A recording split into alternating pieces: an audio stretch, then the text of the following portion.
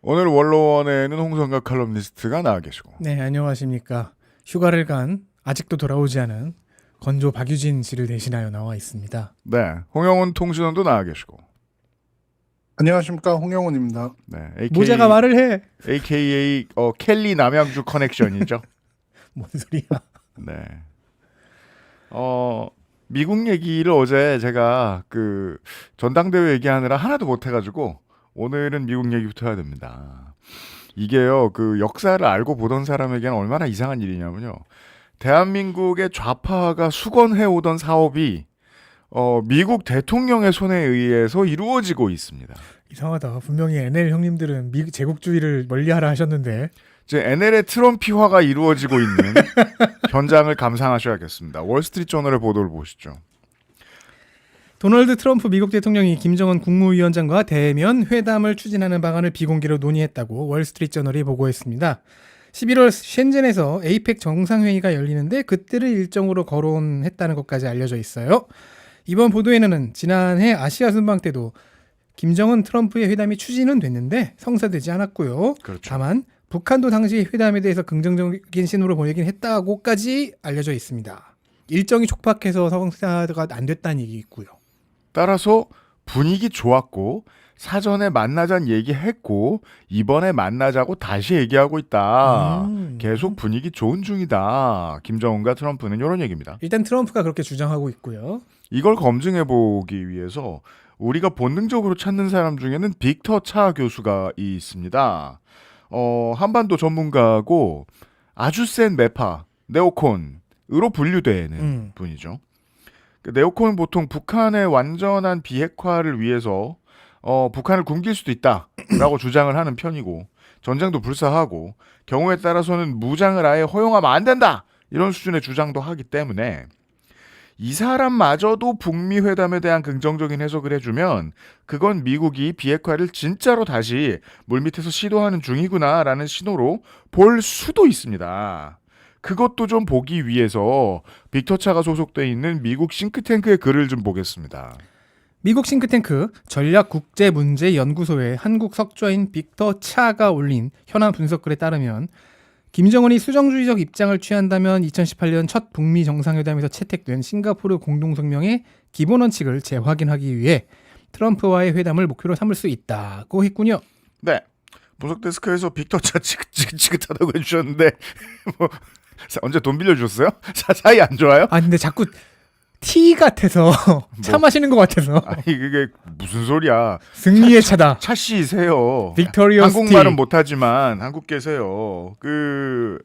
이분이 그나마 그 연락선이 좀 살아있는 분이라 공신력이 꽤 있긴 있거든요. 저 싱가포르 공동성명의 기본 원칙이라고 했거든요. 오늘 어려운 얘기부터 시작하는데 싱가포르 성명을 간단하게 정리해드리면 이렇습니다. 북미 관계를 새롭게 한다. 즉 관계를 연다겠고 한반도 평화체제, 세 번째는 전쟁포로 유해 수습, 이거는 일본이 원하는 것이기도 하다는 얘기도 있고 그리고 네 번째 가장 중요한 게 한반도의 완전한 비핵화를 위한 노력이라는 게 싱가포르 공동성명 때 했던 얘기입니다. 휴전 체제를 끝내고 종전으로 간다는 건 전제가 되죠. 그러기 위해서 비핵화, 저 네 번째가 북한 마음에 드는지 우리는 몰라요. 왜냐하면 핵을 포기하는 대가로 그러니까 핵을 팔아는 거잖아요. 북한 입장에서는 네. 적당한 가격을 쳐주느냐가 제일 중요하거든요. 그래서 적당한 가격을 쳐줄 것 같아서 문재인 정권 시절에는 김정은은 언제까지 우리 인민이 핵을 이고지고 살게 할 수는 없다라는 말까지 했죠. 그렇죠. 팔 법하다라는 거였죠. 그때가 가장 많이 열려 있었던 때였습니다. 그리고서 닫았죠. 하노이 회담 이후에. 지금 북한은 어떻게 해야 될까? 제가 북한이면 미국은 헛꿈 꾸지 마라. 꿈꾸지 마라. 이란처럼 문 닫고 가만히 있으면 됩니다. 그게 아니면 미국 중간선거가 지금 얼마 남았죠? 석 달쯤 남았죠. 2달 반쯤 남았죠. 하루하루 시간을 더 끄는 겁니다. 최대한 급해 보이게. 그래서 10월쯤 최대한 원하는 걸 받아내거나 하는 정도로 할 수 있습니다. 빅터차 교수의 아까 그 글에는 그분 생각도 좀 들어가 있기 때문에 이분의 분석이 모든 걸 다 보여주지는 않으니까 제 상상을 좀 껴넣어보면 트럼프는 과거에 북한이 핵을 보유했다는 걸 인정하는 듯한 발언을 두 번째 임기 초반에 몇 번 했습니다. 그들은 뉴클리어 파워다라는 말을 한 적이 있죠. 이건 뭐 그냥 북한이나 김정은을 트럼프가 좋아해서 하는 말일 수도 있지만 왜 좋아하는 건지 모르겠어요. 근데- 사랑은 어쩔 수 없는 걸까? 근데 심지어 뭐 조선일보 같은 우리나라 재래 언론에서는 이제 이재명보다 김정은을 더 좋아한다 이런 식의 이야기도 하잖아요. 북핵을 인정해주면서 그 대가로 북한하고 평화조약을 체결하거나 미군 훈련을 그것 때문에 중단하거나 줄이면 그게 노벨 평화상을 받는데 작은아마 도움이 될 수 있지 않을까라고 트럼프가 생각 중인 게 아닌가라고 제가 희망 회로를 돌리고 있습니다. 근데 이미 노벨 평화상은 이란 미국 전쟁 때문에 물 건너갔고. 제가 처음에 대한민국 좌파의 수건 사업을 뜬금없이 트럼프가 해결해주는 중이라고 말씀드렸는데 이런 말씀을 왜 드리냐면 이런 일이 생겼을 때 우리나라의 재래 언론을 이념별로 쭉 늘어나 봅니다. 한번. 조선일보부터. 무슨 조선일보부터예요. 데일리안? 응? 매일신문. 그래 네. 그래. 매일신문부터 저 끝에 요 끝에 뭐가 있죠? 프레시안 아니요. 프레시안만 해도 중도입니다. 민중의 소리. 그러니까 민중의 소리가 있죠. 응. 민중의 소리 뒤에도 뭐가 있을 텐데 그걸 우리가 잘 보진 않아요. 구해보기가 쉽지 않아요. 민중의 소리의 사설을 찾았습니다. 저는 바로. 사설 한미 연합 훈련의 적대와 악순환 인정한 트럼프. NL이다. 칭찬입니다. 트럼프 대통령이 어떤 정치적 계산으로 이번 결정을 내려놓는지는 더 지켜볼 일이다. 무의미한 문장이죠. 그렇죠. 이란 전쟁과 미국 국내 정치, 한미 관계를 둘러싼 여러 계산이 작용했을 수 있다. 무의미한 문장이죠. 역시 네. 무의미하고요. 네. 분명한 것은 한미 연합 훈련의 적대성과 악순환이 미국 대통령의 입에서 재확인되었다는 점이다. 따라서 이 긴 문장은 한 단어로 정리할 수 있습니다. 좋다. 굿. 네. 우리가 근데- 옳았다. 근데 저는 이거가 좀 오류가 있다고 생각하는 게 여러 계산은 작용하지 않았을 것 같아요. 그렇죠. 그쵸. 오로지 중간 선거만을 위한 거 아닌가. 그냥 그렇게 깊은 매우 계산이 단순한- 아닐 수 있죠. 네. 네네네. 분명한 건 민중의 소리가 우리나라 재래 언론들 중에서 가장 쌍수를 들고 환영하고 있다는 겁니다. 저는 비웃는 게 아니에요. 언론이 가지는 분명한 이념 성향의 아주 좋은 점이라고 생각해요. 외부적인 속셈이 뭐가 있든지 아무튼 우리는 오랫동안 원해왔던 게 있어요. 통일과 한반도 평화를 원해왔어요. 그걸 들어주겠다면 어떤 대통령 뭐 오바마 아니라 트럼프라도 와서 뒷걸음질 치다가 무슨 짓을 하더라도 미군이 줄어들거나 미군의 연합훈련의 규모가 줄어드는 건 얼마든지 환영할 수 있다. 저는 이건 이념 있는 언론으로서 좋은 태도라고 봐요. 그리고 2016년 일기 시절에 우리 특사 아닌 특사 있었죠. 미국 특사. 데니스 로드맨 선생. 데니스 로드맨을 북한에 보내면서 트럼프가 만들었던 쇼를 문재인 정부가 하노이 노딜이 있기 전까지 정말 잘 활용했단 말입니다. 그 당시에 고공행진을 했던 지지율이 그걸 보여주고 있고요. 지금까지도. 지금의 우리 정부도 그걸 못할 건 아니라고 생각합니다. 근데 전 세계 언론은 2017, 2018년 당시에 비해서 상황이 한국에 불리하다고 얘기하고 있습니다. 트럼프 대통령이 한미 연합 훈련 UFS 축소를 지시했습니다. 심지어 훈련 중이에요. 이유는 우리나라가 이란 공격에 참여하지 않았기 때문이라고 밝혔어요. 그렇습니다. 이게 무슨 소리죠? 38선, 그러니까 그 휴전선 너머에 이란이 있나요? 이북, 이남, 이란? 그리고 그리고 어디 유치해. 나 웃어서 불쾌해. 일단은 연합훈련을 진행하고 있는 군인들이 지금 상당히 당황했죠. 그렇죠. 일정 다 만들어놨는데. 아니 저 군대에서 교육계원이었거든요. 네. 진짜 재앙이에요. 아니 그러니까 지금 다 세워놨고 그 문서에 따라서 분명 훈련이 진행되고 있고 그래서 그 훈련 성과표까지 다 만들어놨을 거란 말이에요. 그 서식까지. 그렇죠. 내용도 미리 세워놨을 거예요. 솔직히 말하면 미군이라고 가라 행정 없겠습니까? 근데 그거 싹 바꿔야 된다는 얘기예요. 을지 연합훈련 때가 그 연합훈련하는 부대들한테는 가장 큰 행사예요. 1년 중에. 저도 몇 번 해봤었는데 을지 연합훈련을 하는 이유는 많은 문서를 생산하고 미군과 많은 사진을 찍고 그 다음에 노래방 가서 치맥하기 위해서 하는 거거든요. 그 모든 게 다 끝났을 겁니다. 지금. 아무튼 민중의 소리가 환영의 의사를 내놓은 이유이기도 하죠. 역설적으로 도널드 트럼프 대통령이 이재명 대통령에게 신소리를 했는데 그 사이드 이펙트로 한미훈련을 축소시켰고 그래서 우리나라 좌파는 환영을 하고 있습니다. 여기까지 정리를 하고 물론 오늘 아침에 조선중앙통신은 콧방귀를 꼈습니다. 한미연합훈련 축소에 대해서 보도를 아예 안 했더군요. 확인을 해보니까. 트럼프는 분명히 김정은한테 대화 요청을 했다고 했고 김정은도 응답했다고 미국에서 말했는데 북한 관영 언론은 이걸 북한 인민들에게 말하고 있지 않습니다. 이 행동 패턴을 우리는 이란에게서 본 적이 있습니다. 적어도 외적으로는 우리는 미국이 뭘 하는지에 대해서 관심이 우린 전혀 없다. 이런 태도를 북한이 유지합니다. 이란이 그렇게 해서 지금 대성공을 거두고 있거든요. 어찌 보면 미국 몸달게 만드는 교과서를 만든 게 북한이란 말입니다. 당장 반응이 없는 게 당연합니다. 없어야 되죠. 그래서 앞으로를 지켜봐야 됩니다. 다만 재래 언론을 보면서 제가 좀 걱정스러웠던 건 우리나라 언론 트럼프가 한국한테 화를 내니까 오들오들 떠는 모습을 보여주는 기사들이 어제 하루 동안 너무 많았습니다. 그중 하나를 좀 볼까요? 뉴시스네요. 대미 투자 쿠팡 이란 트럼프 한국에 쌓인 불만 폭발했나? 그리고 막 군인들이 탱크 닦고 있어요. 사진에서. 호로를 저렇게 닫혀놓고 저거 하나만 하고 있는 건가? 대미 투자 이행지연 이란전 불참에 불만 표출 트럼프 1기 때 훈련 중단 압박 카드 다시 꺼내 미국 의회 근시한 쩍실수 동맹 억지력에 해롭다. 이해가 아예 안 되는 마음은 아닙니다. 우리 언론이 저렇게 말하는 게. 근데 그렇다고 지혜로운 견해로 보이지는 않습니다. 일단 다른 나라 상황을 지켜봐야 되는데 그러면 대미 투자를 하겠다고 나선 다른 나라들도 많잖아요. 온 세계를 돌아다니면서 삥을 뜯지 않았겠습니까? 관세 전쟁이라는 이름으로. 대미 투자 지원을 하고 있는 나라가 우리밖에 없는 게 아닙니다.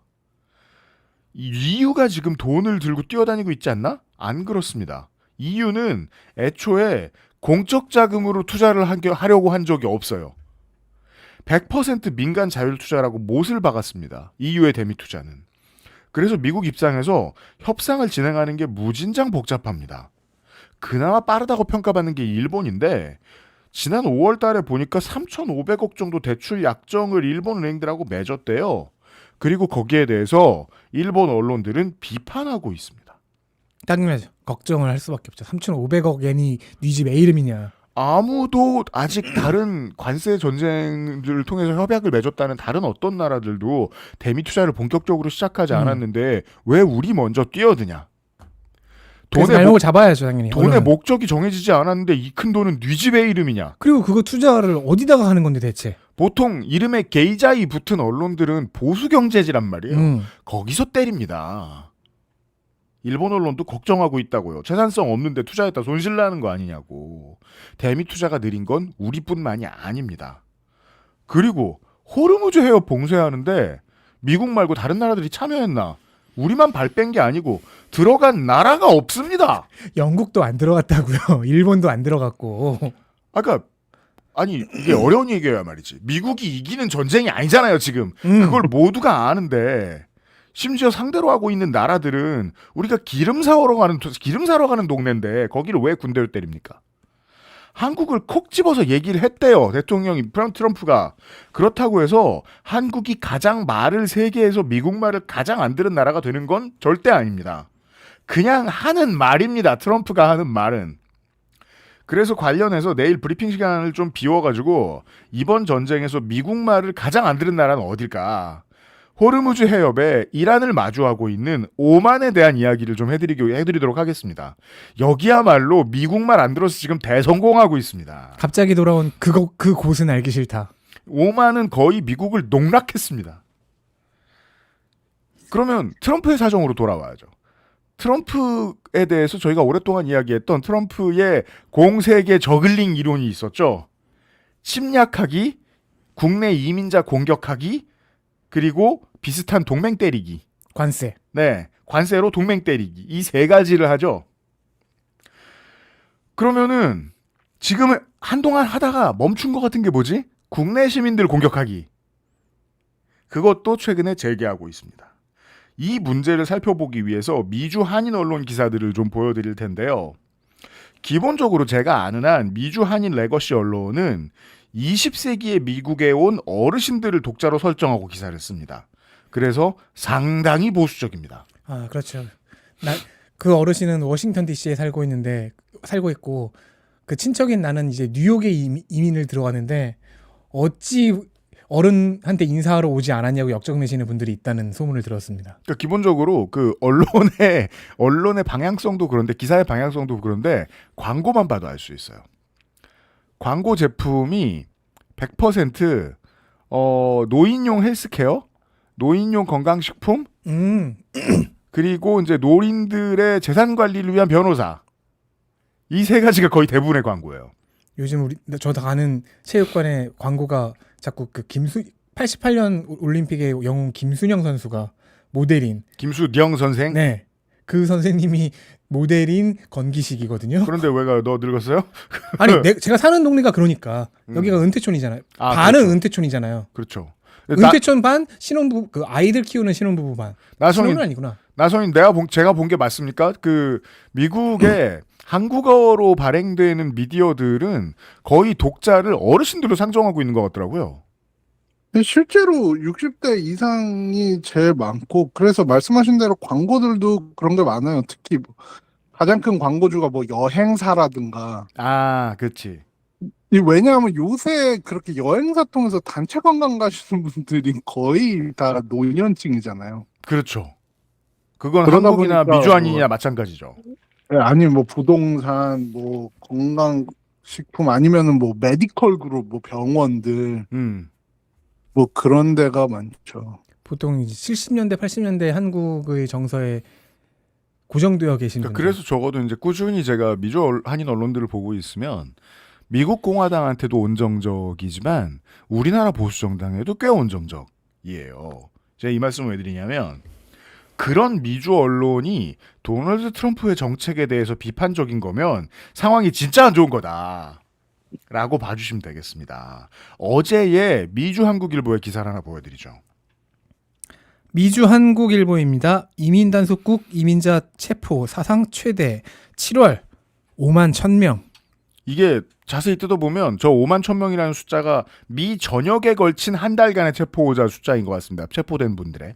최근에는 합법적인 이민 절차를 진행 중인 사람들도 단속 대상이 될 수 있다는 우려가 커지고 있다. 공항 단속 과정에서는 비자가 만료됐지만 망명이나 영주권 신청 등 합법적인 절차를 진행하고 있는 사람들을 겨냥하는 사례도 보고됐다. 부석데스크에서 매일신문이 국민의힘 까는 것 같은가요? 맞습니다. 그리고 저 초록국기는 뭐지? 한국일보의 옛날 로고입니다.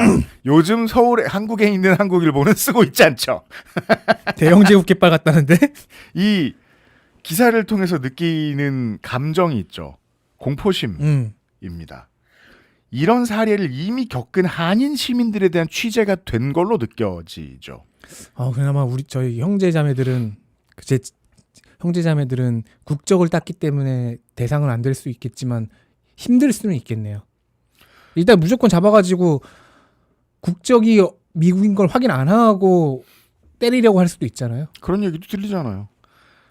그래서 한인 사회가 아이스에 대해서 얼마나 걱정하고 있는지 기사하고 칼럼을 좀 더 뒤져봤습니다. 6월 말에는 이런 기고문을 봤거든요. 아이스가 집으로 찾아온다면 아이스 요원이 문을 열라고 하더라도 즉시 문을 열 필요는 없다. 이게 무슨 소리죠? 너무 당연한 말인데? 아니 집도 찾아온다는 소리잖아요.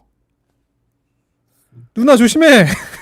그러니까 이게 변호사 칼럼이거든요. 거기 저 바이라인 보시면. 네, 백기숙 변호사님이 쓰셨네요. 그러니까 미국 변호사가 미국에서 칼럼을 쓴다는 건 자기한테 문의하라는 광고 내용일 수도 있습니다. 베러콜 사울일 수도 있어요.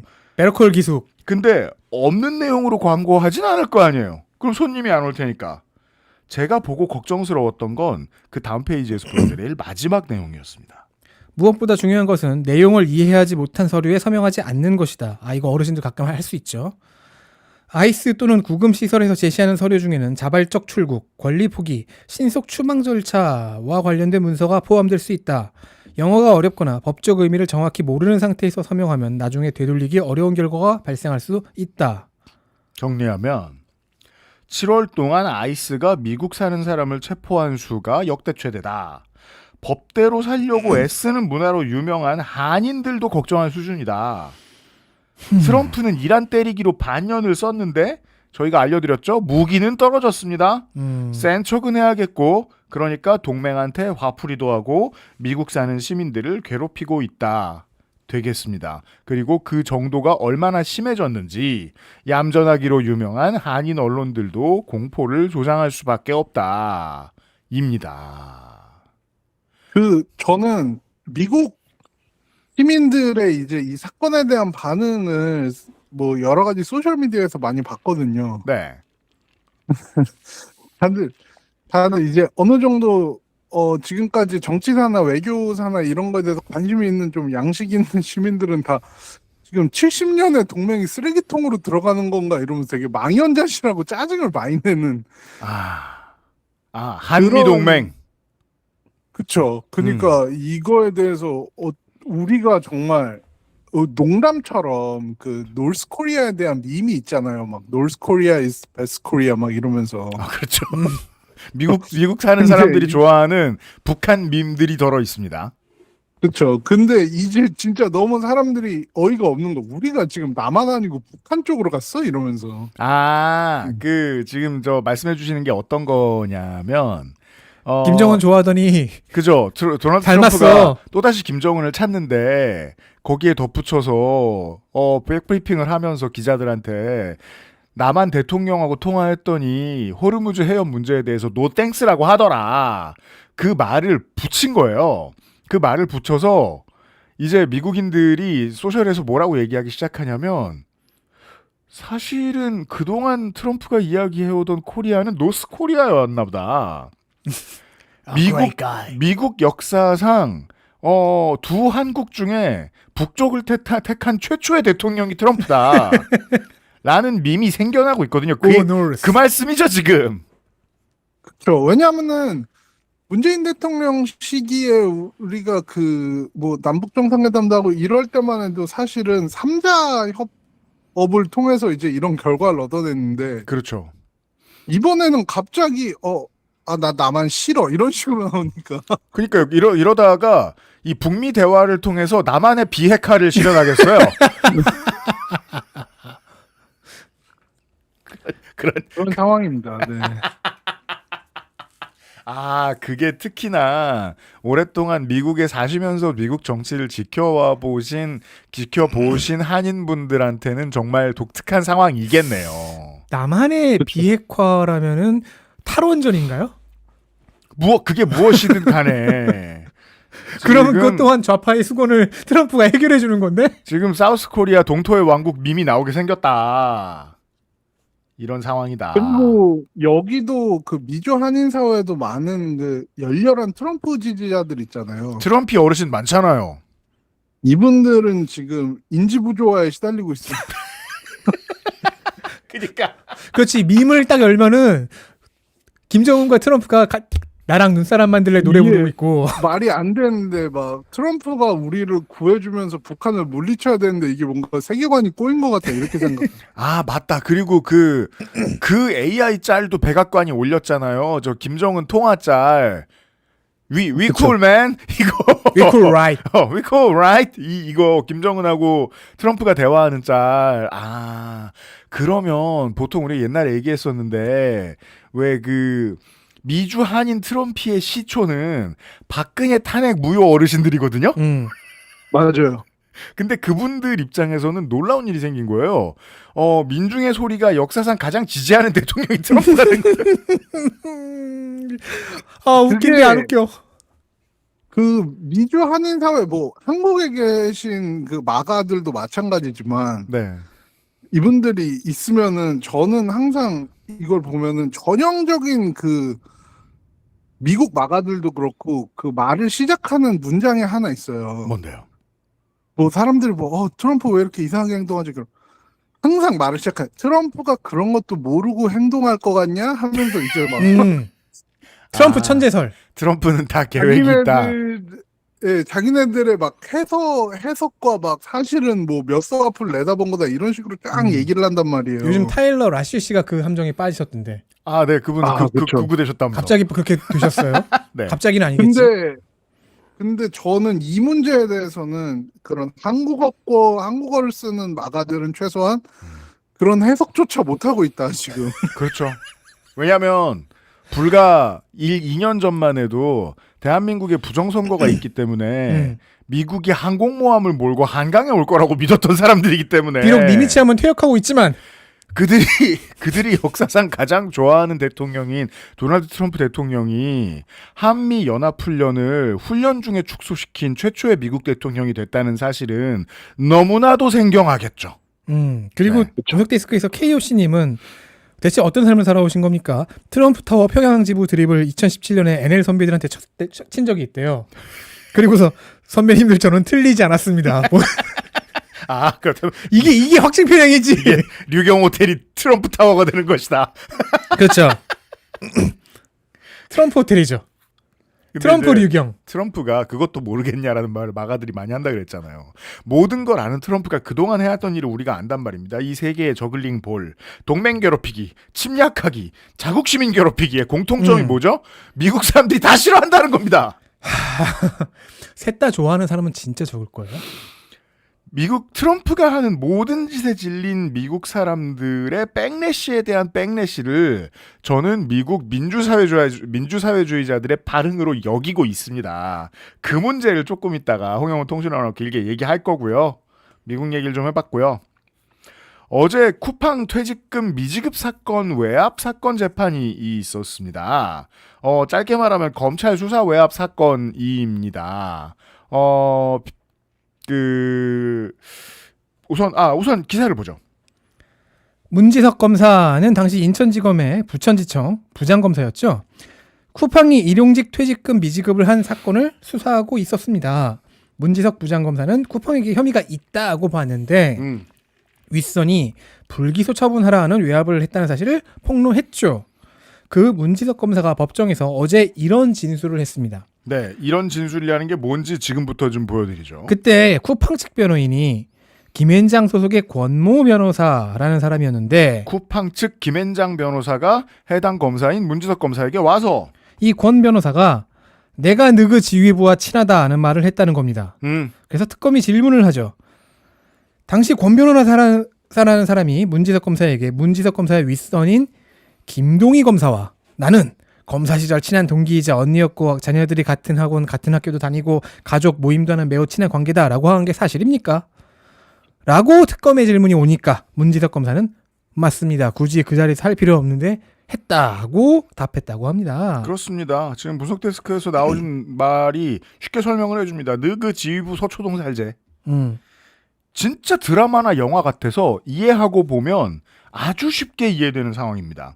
외압을 할 때 사건 얘기를 하지 않잖아요? 너그 대가리하고 내가 애들도 친구고 나랑은 언니 동생 사이다 라고 말한다. 외압의 정석이죠. A라는 혐의를 저지를 범죄자를 봐주어라 라고 말하는 게 외압이 아닙니다. 그렇죠. 그게 아니면 목을 치겠다라고는 아무도 그렇게 외압하지 않는다고요. 외압은 어떻게 한다? 나 너그 서장이랑 언니야. 내가 너그 서장 친한 언니야 라고 한다고요. 그래서 특검이 궁금해서 그 쿠팡 특검이 지금 계속해서 지금 기소를 진행하고 있잖아요. 소를. 그날 지청 사무실에 문지석 검사를 만나서 으름장을 놓고 간 그 검사의 행적을 확인을 해본 거예요. 아, 죄송합니다. 그 변호사의 행적을 확인을 해본 거예요. 권 변호사라는 사람? 네. 내가 그 너그 서장 언니야. 그 김앤장 변호사가 문지석 검사를 만나서 아는 언니야, 친한 언니야, 애들도 친해라고 말하고 나서 바로 그 언니 김동희 검사를 만났더라는 겁니다. 두둠. 그래야 시나리오가 맞아 들어가죠. 그렇죠. 야, 내가 그 담당 검사 오줌 싸게 만들고 왔어 지금. 그렇게만 안 했겠죠. 그러니까 언니 후속 조치도 해줘. 그러니까 이렇게 해야 될 것 같아. 그리고 와서 내가 얘기를 해줬는데 이러이러한 분위기더라. 라고 자기 동기에 해당하는 문지석 검사의 윗선에게 이야기를 했겠죠. 수사 외압이라는 게 보통 진행되는 그림이 그런 것 같습니다. 담당 검사를 만나봐요. 그냥 지금처럼 말을 하기도 하고 술을 사기도 하고 여기서 나오는 것처럼 느그 대빵과의 인연을 말하기도 합니다. 근데 안 통할 것 같은 경우도 있죠. 문지석 검사처럼. 그러면 사건을 위로 가져갑니다. 이 사건이 그랬습니다. 인천지검 사건이죠. 부천지청이니까. 근데 갑자기 대검찰청으로 이관하려고 하는 거죠. 야, 이거 말단 검사들 되게 싫어했는데. 그래요. 그쵸? 아니 왜냐면 내가 공을 세울 기회고 내가 맡아서 하고 있던 일인데 가져가는 거잖아요. 경찰도 그렇죠. 갑자기 우리가 이제는- 수사물에서 보면 가장 흔한 거죠. 네, 관할권 싸움 하는 거잖아요. 여기서부터 FBI 비즈니스입니다. 손 떼세요. 그러면 짜증나죠. 여기서 이거 네. 나쁜 놈들 전성시대 아주 그대로 나오잖아요. 그렇죠. 그 선배 불러다가 같이 일식집에서 술 한 번 먹고 이제 그래도 안 될 것 같으니까 누군 깡패 수사 안 해본 줄 알아 하면서 이제 윗사람한테 직접 외압 그치. 먹게 깡패 수사 안 해본 줄 알아? 하면서 깡패 짓을. 네. 그러니까요. 그죠. 여기서도 이 방식이 쓰인 겁니다. 이 현장 취재를 한 아까 보여드렸던 경향신문의 임현경 기자가 진짜 핵심이 되는 단어들을 잘 정리해줘가지고 이 상황을 이해하는데 도움이 좀 됩니다. 몇 문장만 더 보죠. 문 전 검사는 권 변호사가 대뜸 부천지청 판단보단 대검 공공수사부의 지휘를 받아야 할 상황이 아니냐고 물어봤고 이거를 피고 측 변호사가 할 말인가요? 이게? 저는 이렇게 말하는 걸 보니 김앤장에서 대검 공공수사부에도 양념을 쳤거나 양념을 치겠구나 하고 짐작했다고 답했다. 그쵸. 그 양념 중에는 인맥도 있다는 걸 우리가 지금 파악했죠. 아는 언니. 무엇보다 저 대상 그러니까 법정에서의 내 상대의 지휘 라인을 걱정해 주는 거는 변호사가 할 업무가 아니죠. 그리고 형량을 줄이고 해야 될 판에 이 법정에서 증인인 문지석 검사가 이런 발언을 할 수 있도록 한 데에는 생각을 해보면 이 사건을 캐고 있는 특검이 실제로 김앤장 변호사들이 위쪽에다가 양념을 어떻게 쳤는지에 대해서도 파악한 걸로 보입니다. 이 얘기가 나왔다는 건. 그 김앤장의 언니 권 변호사가 대검에 갔겠죠? 실제로 갔습니다.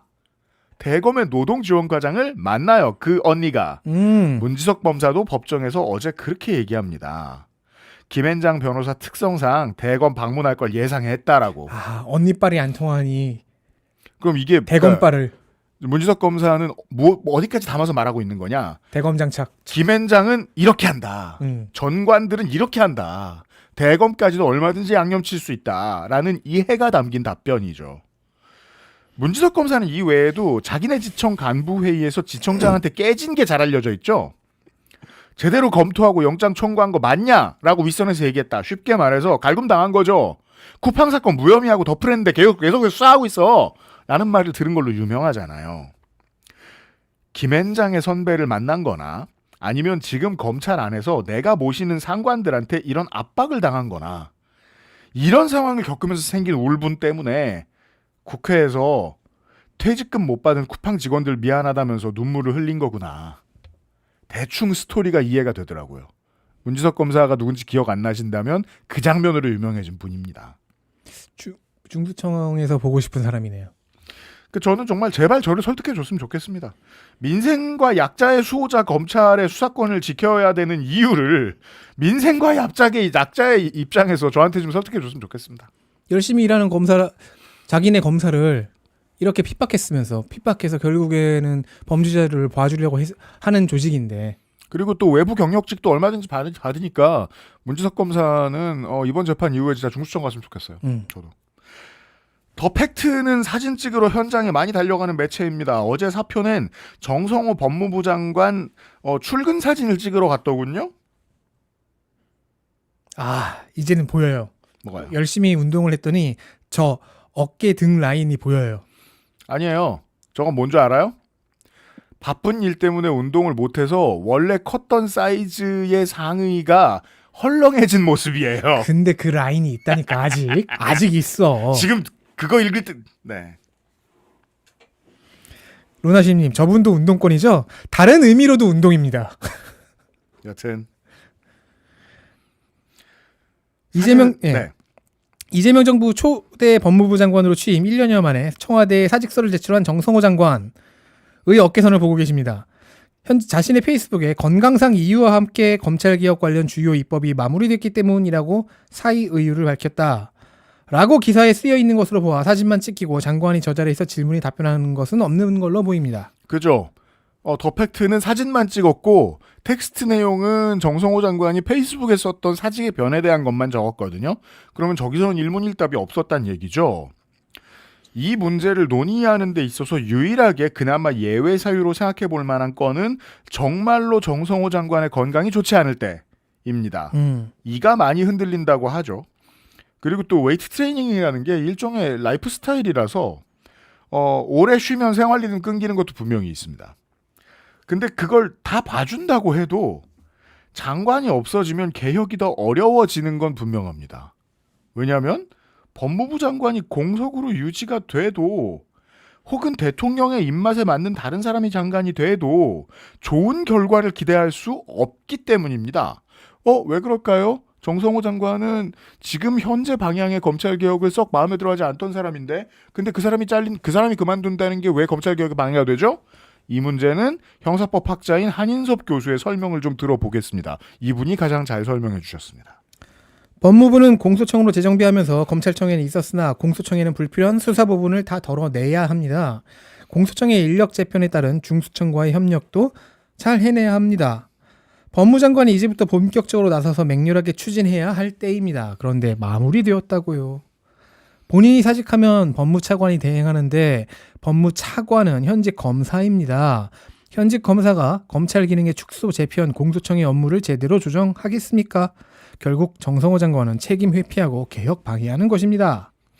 검정너구리님이 무서운 지적해 주셨네요. 검찰총장도 없고 경찰청장도 없고 해경청장도 없고 소방청장도 없고 이제 곧 법무부 장관도 없어질 예정이에요. 그러니까 한인석 교수의 지적은 이거죠. 공소청, 중수청 준비 안 됐다. 사무실 인테리어도 못했어요. 저희가 알려드린 바에 의하면. 출범이 한 달 남았어요. 근데 업무가 마무리됐다는 얘기는 무슨 뜻이냐. 정성호 장관의 말은 다시 말해서 앞으로 해야 될 산적한 업무가 나는 싫어. 안 하는 게 좋겠어.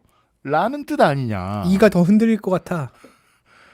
그리고 한인섭 교수가 걱정하는 장관 직무대리가 될 법무부 차관은 이진수 현 차관, 예전 대검 형사부장입니다.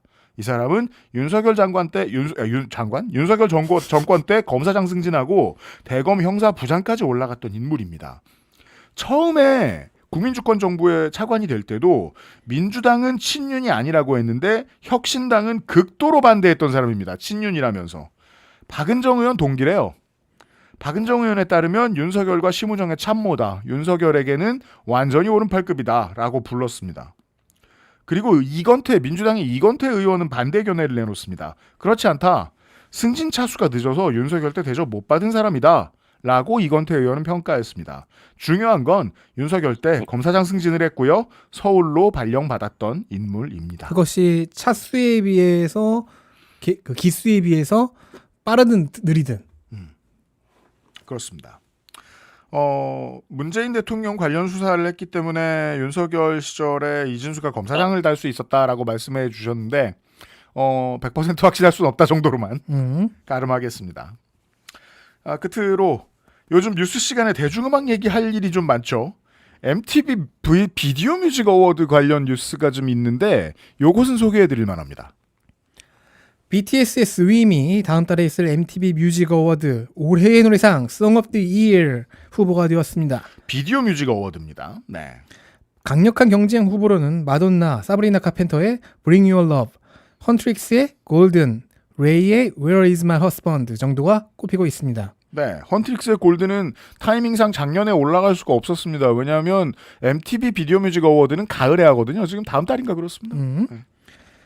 물론 MTV 달인가? 비디오 뮤직 어워드에서 가장 큰 상은 올해의 노래보다는 올해의 비디오상이고 올해의 노래상은 상당히 최근인 2018년부터 생겼습니다. 뮤직비디오 위주의 어워드였으니까요. 네. BTS나 헌트릭스가 수상을 하게 된다면 작년 로제와 브루노 마스의 아파트에 이어서 이 분야 2년 연속 K-팝 수상의 기록이 생깁니다. 그러합니다. 그 원래 미국 연예계에서 MTV 비디오 뮤직 어워드의 위치는 적어도 제가 아는 한에서는 미국의 틴스 초이스 어워드라고 있거든요. 제가 보기엔 그냥 예능이에요. 10대들이 투표해서 상 주는 누가 뭐 제일 잘생겼는지 같은 뭐 제가 팬덤 파워 겨루기네요. 그렇죠. 예. 예능과 시상식의 중간 지점 즈음에 MTV 비디오 뮤직 어워드가 있었던 것으로 저는 기억을 합니다. 이 말씀을 왜 드리냐면 아메리칸 뮤직 어워드나 그래미에 비해서는 급을 좀 같이 쳐주지 않는다? 그렇죠. 그랬죠, 우리 네. 어릴 땐. 2010년대 말부터 그랬던 MTV VMA가 올해의 아티스트랑 올해의 노래를 만듭니다. 분야를. 본격적으로 시상식 시장에서 경쟁하려는 의지를 보이기 시작합니다. 그리고 우리는 그래미와 다르다 라는 액션은 미국 내 차별화의 문제가 아닙니다. 그래미와의 경쟁을 하면서 해외 시장 개척의 의미가 좀 크다고 보입니다. 유럽이나 미국의 스포츠가 요즘 아시아를 상대로 하는 프로모션들하고 비슷하죠. 유럽이나 미국 팀들이 우리나라나 일본에 와가지고 엑서비션 게임 같은 거 하는 게 이제는 되게 빈번해지고 흔해졌죠. LA 다저스가 시범 경기를 고척돔에서 하는 걸 보게 될 날이 올지 어떻게 알았겠습니까? 비슷합니다.